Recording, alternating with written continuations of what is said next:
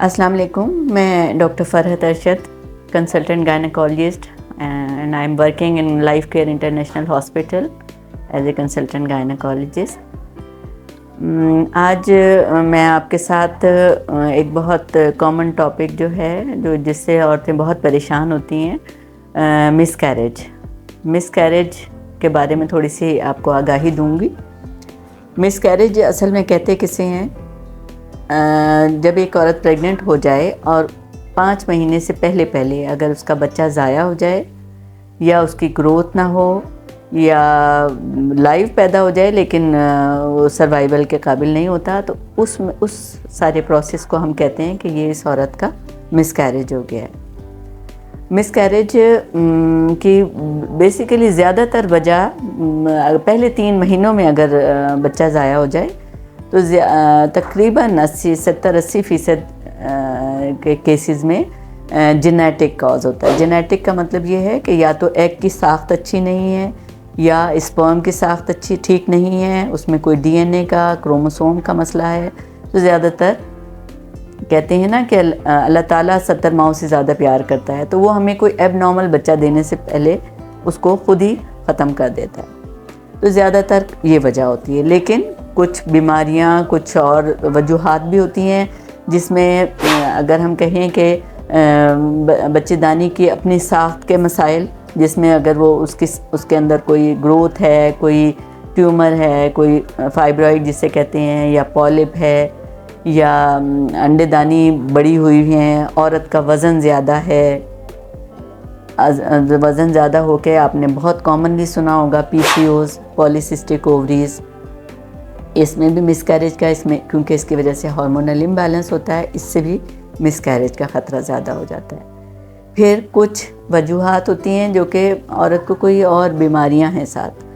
जैसे थायराइड का मसला है।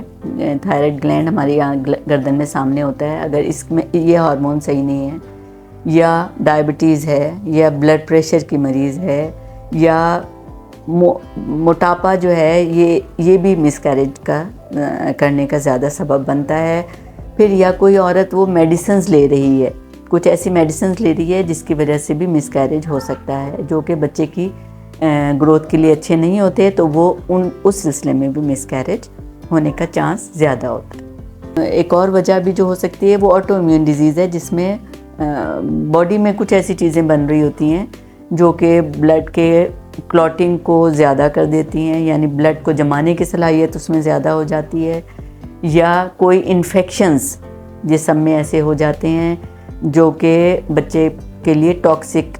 होते हैं, और उसकी वजह से बच्चे की ग्रोथ नहीं होती और मिसकैरेज का चांस ज़्यादा हो जाता है। और कुछ हमारे लाइफस्टाइल का कॉजेज़ में एक लाइफस्टाइल भी, जिसमें हम स्मोकिंग अगर औरतें करती हैं, हुक्का पीती हैं, या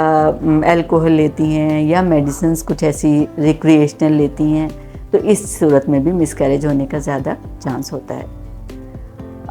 आम तौर पे इसकी अलामात क्या होती हैं कि एक औरत प्रेग्नेंट हुई और उसके बाद उसको दर्द हो रहा है, पेट में दर्द, लोअर